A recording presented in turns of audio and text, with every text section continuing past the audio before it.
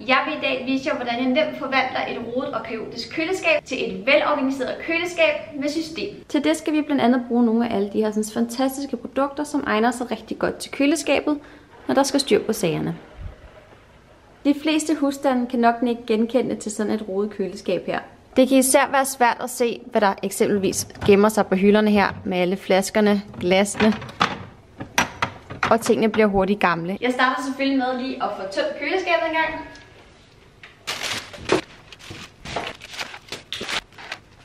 Nu er køleskabet tomt, og jeg vil bagefter starte med at inddele køleskabet i forskellige zoner. For lige at få styr på alle vores dressinger, olier, marmelader og alt det løse i glas, så samler det her i vores drejefad.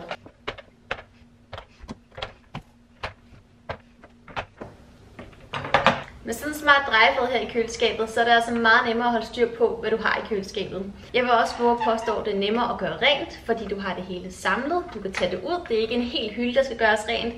Og så kan du rent faktisk også se, hvad du har. Det vil sige, du smider måske mindre ud og bliver bedre til at spise de ting, der skal spises først. Så er det blevet tid til at lave et system i køleskabet.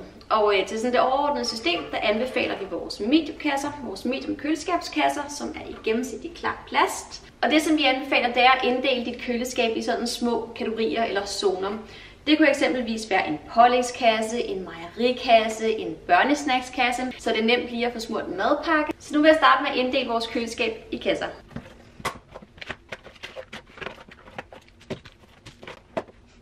Her har jeg lavet en kasse til alle mejeriprodukter, primært ost. En kasse med alt det frugt, som vi godt kan lide at have på køl. Det er æbler, pærer og blommer. Og så har jeg lavet en madpakke grønt. Sådan en kasse er de fleste af vores kunder rigtig glade for. Fordi hvis du smører 3-9 madpakker om dagen, eller hvor mange det nu måtte være, så er det altså fedt lige at kunne tage sådan en kasse ud, når der skal smøres madpakker. Og det samme gælder sådan en pålægskasse her. Den er jo guld værd. Det er en køleskabskasse i størrelsen small. Og der har jeg puttet låg på her, for at de netop kan stables, så vi pladsoptimerer i køleskabet. Der kan også tilkøbes låg til mediumkasserne, og de fås også i extra small, størrelsen mindre. Man skal bare tilkøbe låg, så kan de stables. Så er der vores æggebakke. Der er plads til 12 æg. Og den kommer faktisk med sådan et låg her, så man kan stable endnu en æggebakke ovenpå, hvis man nu er typen, der har mange æg.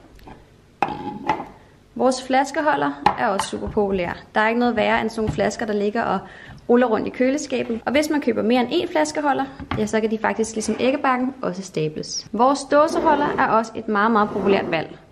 Det er altså nemt at opbevare sine dåser, og der er plads til rigeligt med dåser i sådan en holder her. Dåseholderen her kommer også med et låg, der gør, at man ovenpå låget kan stable endnu flere dåser. Og så går vi ellers i gang med at organisere.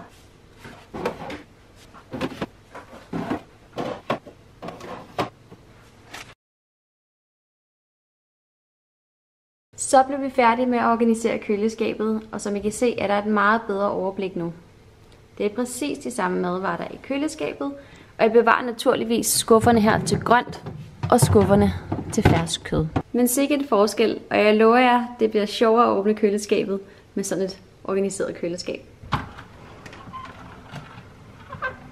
Hvis du nu føler dig helt hooked på også at komme i gang med at organisere dit eget køleskab derhjemme, så kan jeg varmt anbefale dig at tjekke vores pakkeløsning ud til køleskabet. Det er nemlig en færdig pakkeløsning, hvor du lige nu kan spare 10%.